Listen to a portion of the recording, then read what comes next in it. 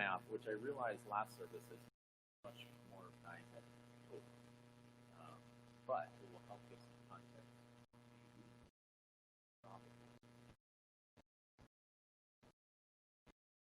There it is. So you guys see the yellow arrow here? That's where he started. And the red arrow up there is where he ends his trip. That's the story I'm going to tell you. It's basically the story of a boat ride. But to put this into context, that trip is approximately 2,300 miles. So for example, if you got in a canoe in the Homer Harbor and started paddling, you were to paddle down to, say, like Oregon, Northern California. That's the length of trip that Paul is taking to go and stand trial. The duration of this trip ends up lasting several months. In fact, it was probably somewhere in the ballpark of about 6 months to make this trip. And you'll see why. This is a very long excursion that Paul's on, which has some twists and turns. So that's our story. Okay? So they all climb into a boat in Caesarea. They head straight up the coast. They make their first stop in Sidon.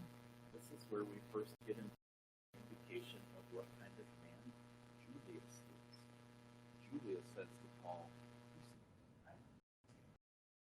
"Prisoner, I'll tell you what. You have friends in Sidon. You should go find them and count a little bit." Paul goes to find his brethren, his fellow Sidon, spends a little time with them. The cruise ship is headed out. Let's get loaded back on the boat. They get back on the boat and they head off.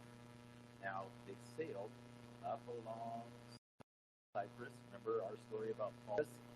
And they make it all the way to the city of Myra. Now they're going big time.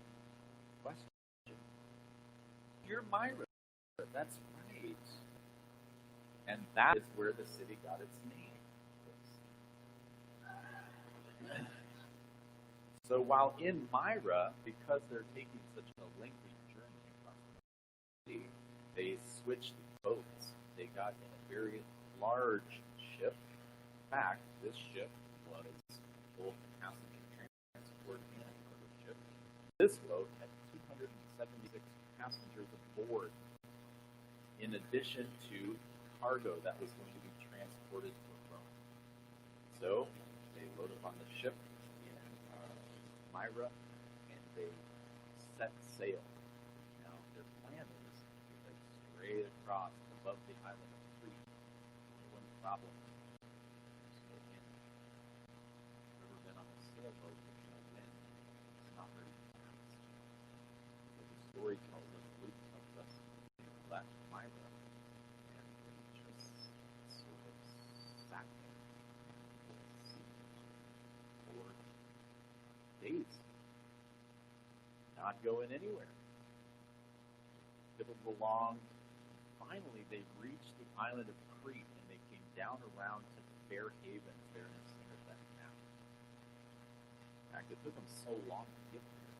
All went to Julius, pilot of the ship. He said, "We're already past the day of atonement for ships.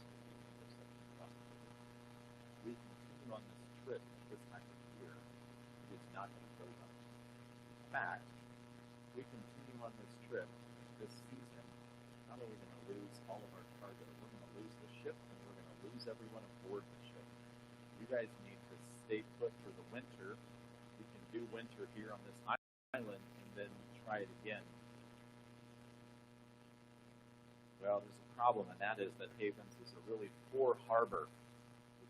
There's not good protection there. So Julius and the pilot and their crew, they all confer, and they said, "What do we want to do?" This guy says that we should stay put, but he's thinking, here's the plan. We should just go down to the end of the island to a place called Phoenix. We know that they have a better harbor there. We can get out of the weather, and we can stay there for the winter. Paul says, "Don't do it. You leave this spot, we're going to be in trouble." A little southerly wind came up this direction. The pilot said, "Aha, we can use this wind, we can get down." Loose. This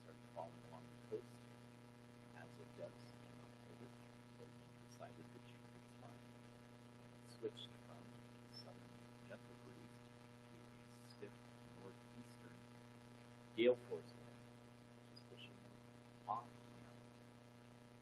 The story tells us that this particular weather system had its own name because it was notorious for its clothing. So, you can go read the story yourself. So, this, if you were from maybe the East Coast, you would just call it a nor'easter, right? Does that sound right? Yeah. From the north and the east. So what happened was it started pushing their boat off of the coast, and eventually they got far enough off the coast that the island disappeared, and now they're just in open sea. It says that the wind got stronger, stronger, stronger. So they decided, we don't want to die. Let's pitch all the cargo over so that our boat will float a little better in the storm and not sink. So they threw all of their cargo overboard. Next day, the storm got worse. Luggage, but my clothes aren't going to do me any good dead. So they started pitching their own gear overboard. Who tells us that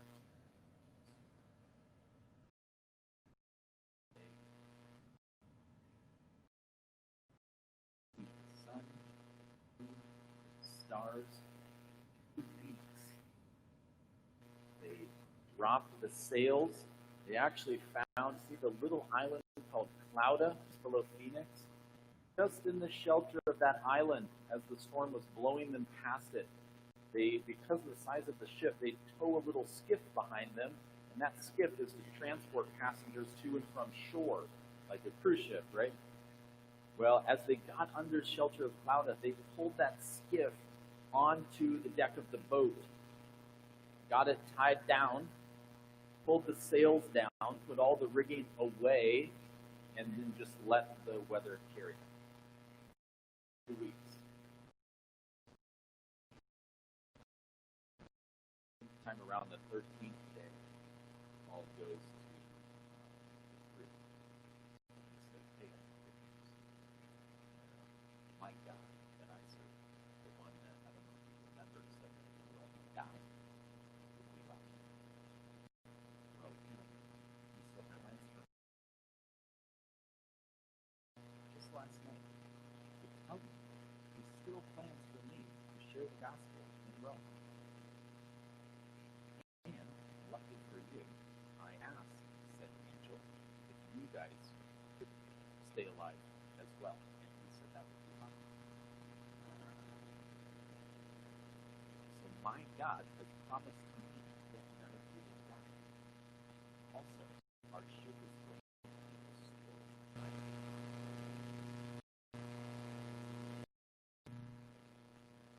Paul is actually confident of this. That he says, hey, you guys have been working hard to reload. We should just take a moment to relax and share it on the boat. It says that Paul broke bread. Everybody sit down to a meal. The crew became cheerful. Maybe this guy who predicted this awful outcome will be correct in predicting a better outcome. Sure enough, that night in the dark, the guy that his job it is to test the water depth, right? That's the line down with the rig. Well, guess what? We're at 20 fathoms. So the later tried it again. Oh, guess what? We're at 15 fathoms, which means we must be coming towards land. We have no idea what land or where we are.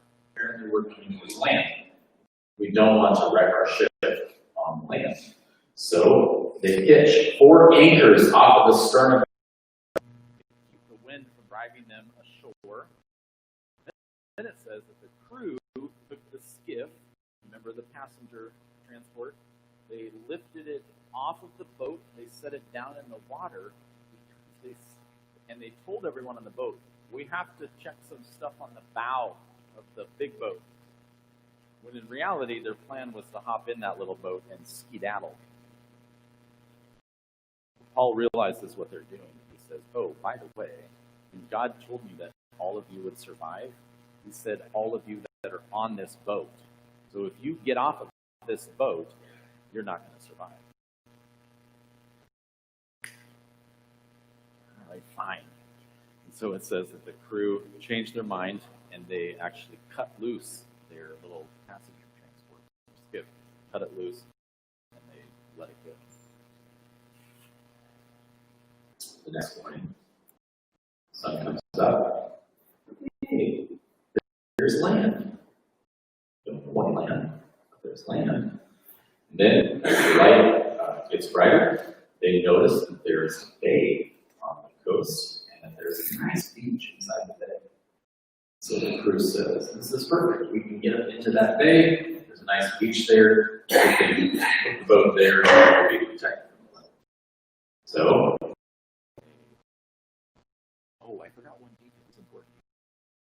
Those guys that were going to jump in the boat and escape, their plan was to kill all the prisoners on the boat before they did so they wouldn't get in trouble if any of the prisoners escaped. And guess who stepped in to intervene? Julius. Julius was the one that told the crew, hey, I have an idea. How about let's try not killing everyone and see what happens? And the crew said, all right, we'll give that a try, see how that goes. So they decided to let the prisoners live. So they cut the anchors and they're heading into the bay and they run into a reef. The bow of the ship runs into a reef as they're heading into this bay. In fact, it gets so lodged that they can't unlodge it. The waves are still rolling in, and so as the bow is lodged on the reef, the stern of the boat starts bouncing on that same reef, and they can't get it off. I've actually, for real, on a fishing boat, I have been stuck in this exact situation before. And if your boat is made out of planks, eventually it starts to come apart, right? So they realize that their ship is going to break apart. So they say, okay, everyone who can swim, we want you to go for it. Just jump in and head for shore. Everyone who cannot swim, grab a piece of the boat, grab a plank, grab something that floats, grab a Roman soldier, whatever you need, and just yourself to shore. It says that everyone on the boat, all 276 passengers, made it to shore. Get to shore, and the locals turn out to be really nice, which is great, especially when you don't know where you're at. Because the locals greeted them, they welcomed them ashore, they invited them in and built a fire to warm all these people who had climbed out of the water. Again, keep in mind, we're late in the year, right? We're like in October. So they build a fire for everyone to get everyone warmed as they're coming out of the water, climbing up on the beach. And Paul, being the helpful guy that he is, he says, I'll help with this. And he goes to help stoke the fire. He goes to grab some wood for the fire, and reaching in to grab some more wood, a viper bites him in the hand. It says it locked its teeth on Paul's hand. Well, the locals there, they saw this happen and they thought, oh, we know what's going on. The gods tried to kill him in the ocean, but they didn't quite accomplish it. And so now they're going to kill him with a snake because he's obviously an evil person because he's a prisoner, right? So it says that they stood there waiting, watching for his hand to swell up and for Paul to keel over dead. Well, time went by. Paul was not dead. He said, oh, we changed our assessment. He must be a god. That's what's going on here.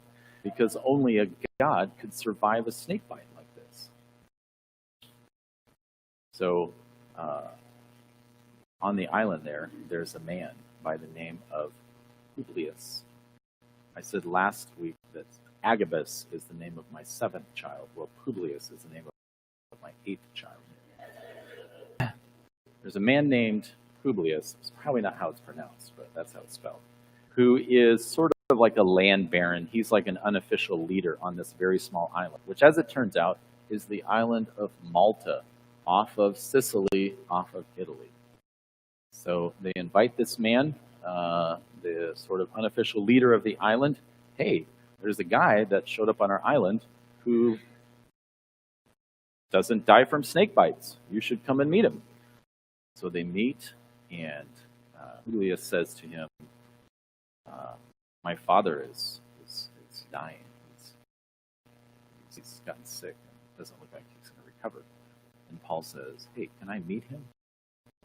Sure. So he takes Paul to go meet his father, this little island of Malta off of Italy. Paul says, I want to pray for this guy. So he prays for his father, and his father is healed. This is a small island, so word travels fast. So some more sick people start showing up to see Paul. Paul prays for them. God heals them. Paul spends the next 3 months on Malta, this little tiny island that they're not supposed to be at, ministering to the people of Malta.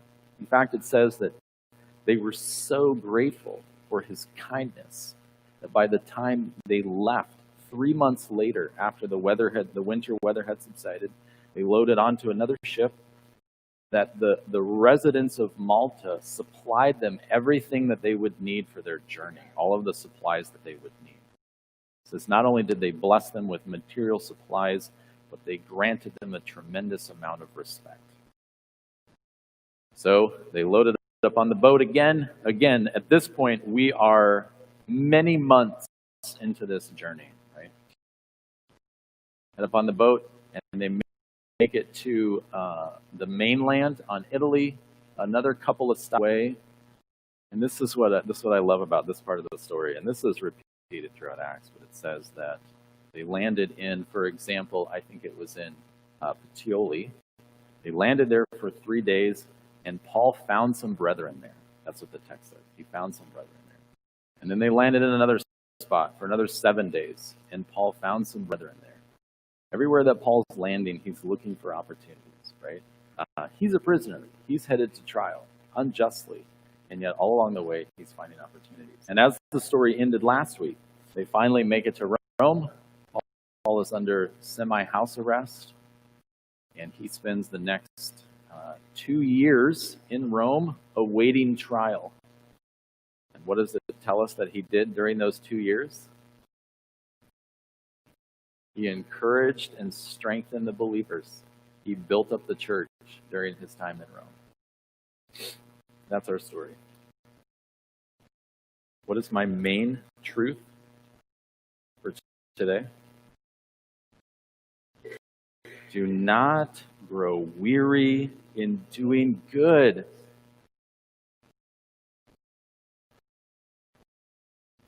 2 Thessalonians 3:13. This is actually Paul speaking to the church in Thessalonica.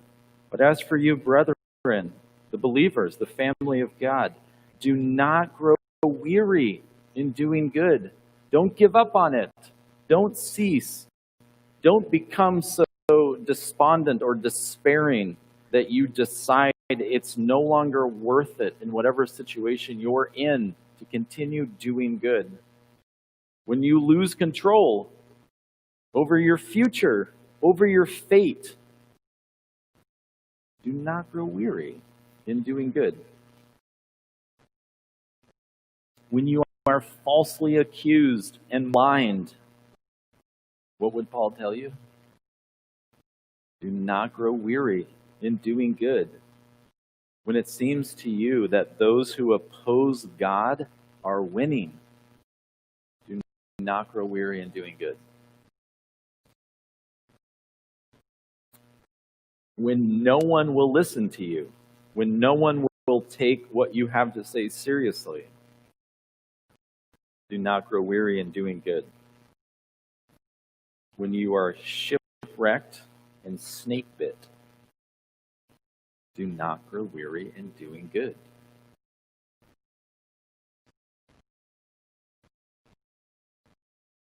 Here's the deal, and this is the crux of it.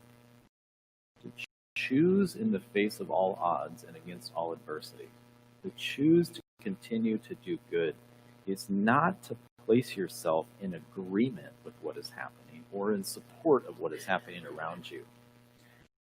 It's the position of saying that all of these things in my circumstance, in my situation that are not right, that are not God-honoring, that are not good, those things do not define for me the opportunity in front of me right now to continue to do good.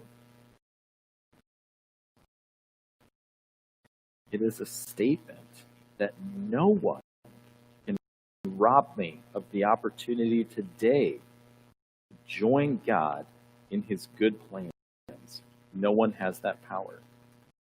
Let's just say hypothetically, I know this would never happen, but let's just say, for the sake of example, the world came to a grinding halt because of a pandemic. Paul would say, in that situation, do not grow weary in doing good. Is your struggle relational? Do not grow weary in doing good. Is your struggle financial? Do not grow weary in doing good. When it seems that the forces of darkness are prevailing in your life, do not grow weary in doing good. 2 quick pro tips. In order to not grow weary, number 1, look ahead. Galatians 6:9, let us not lose heart in doing good, for in due time we will reap if we do not grow weary. Look ahead. Understand that each of us, I'll speak for myself, Aaron Weiser, I am going to stand face to face with the resurrected Christ. And in that moment, Paul makes this claim repeatedly. Whatever headache you endured to do good on earth will pale in comparison to the glory of that moment. It will not register to you as loss. In fact, he says it will pale. It will seem inconsequential.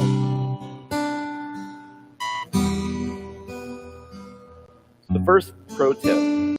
In order to not grow weary in doing good, look ahead to that future face-to-face meeting with Jesus. And secondly, to not grow weary in doing good, look back. Hebrews 12:3, for consider him who has endured such hostility by sinners against himself, so that you will not grow weary in his heart. Find yourself growing weary doing good? Look back. The example of the testimony of Jesus, who for my good endured the cross. Right?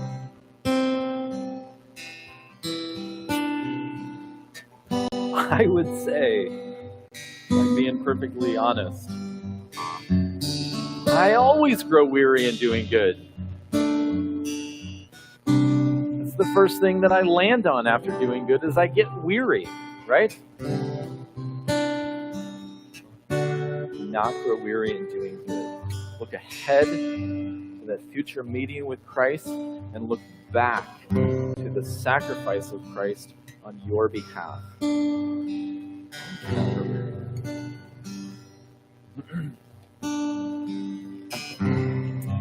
God, would you, in our current context, in our current situation, I know that every person here is facing a different set of circumstances. That every person here, there is a source to their weariness, and it is different for all of us. And I know that each of us, we could look at that and say, yes, this is why I cannot continue to do good. Pray that we will draw from the example, testimony of people like Paul, who in the middle of just incomprehensible injustice, when everything has gone wrong, we would find an opportunity this day to continue to partner with you, be in the hands and feet of our good God here on earth.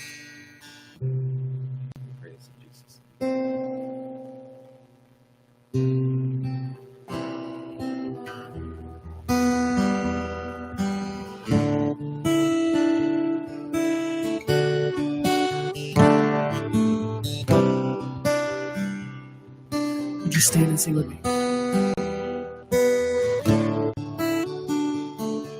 Let's sing together about how great He is. He's the air in our lungs. He is the sustenance for our life. Today we sat together as His people.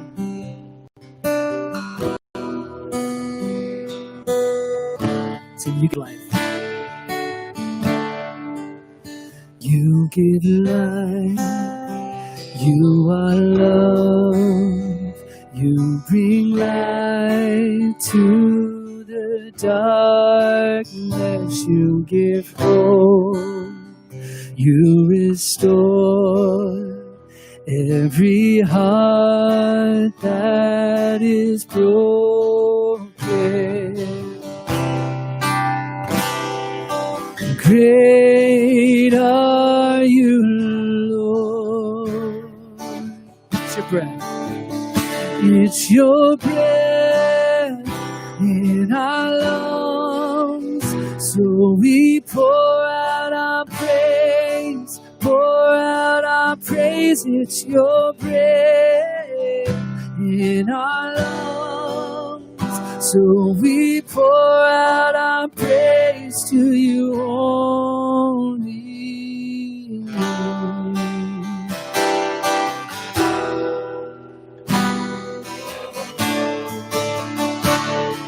You give life.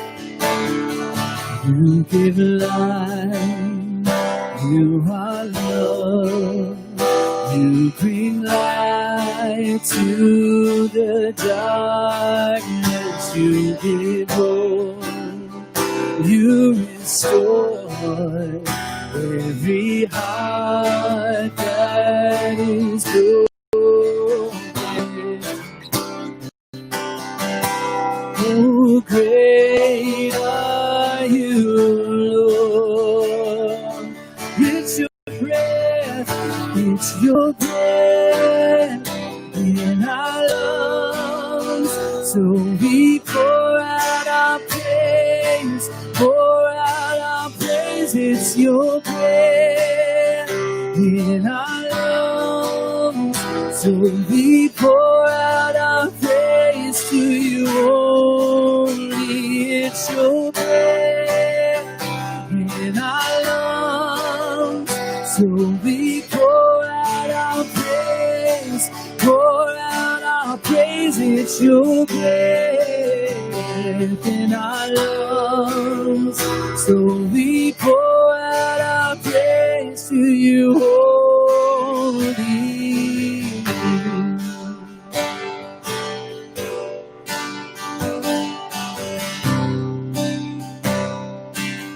Oh, we sing, great are you, Lord.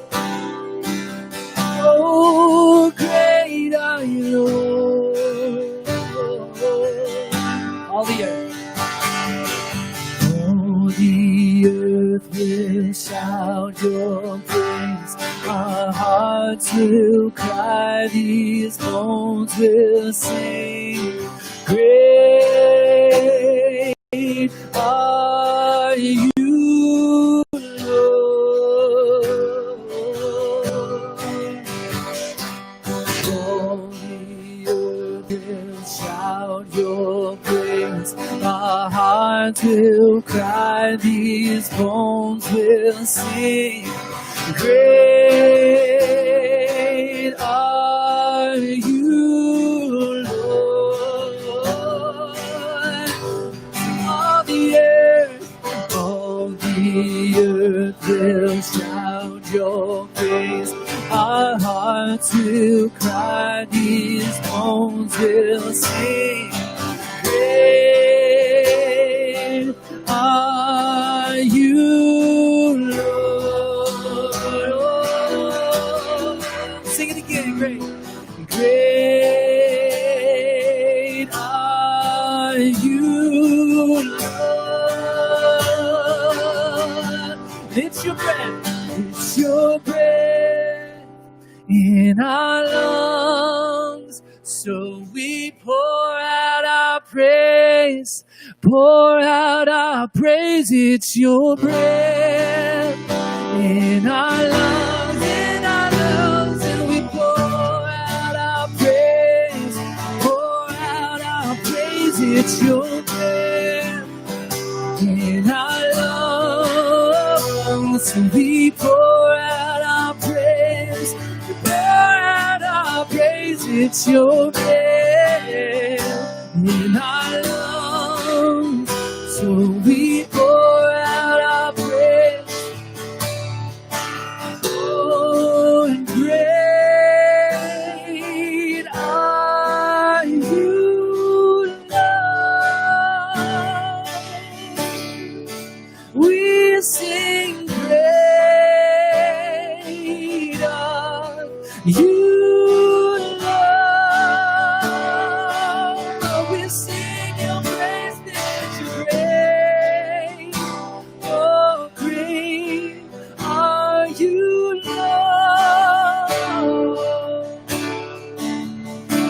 Sing great are you, Lord.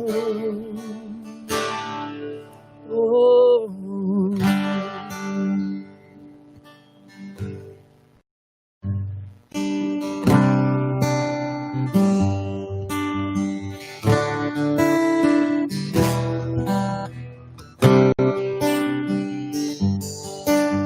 So bless the Lord. Bless the Lord, oh my soul, oh my soul. Worship His holy name. We'll sing like never before. Oh my soul, I'll worship Your holy name. The sun comes up, it's a new day dawning. It's time to sing Your song again. Whatever may pass and whatever lies before me, let me be singing when the evening comes. Bless the Lord, oh my soul, oh my soul. Worship His holy name. Sing like never before. Oh my soul, I'll worship Your holy name. You're rich in love. You're rich in love, and You're slow to anger. Your name is great, and Your heart is kind. For all Your goodness, I will keep on singing. 10,000 reasons for my heart to find. So bless the Lord, oh my soul, oh my soul. Worship His holy name. Oh, we sing like never before. Oh, my soul, I'll worship Your holy name.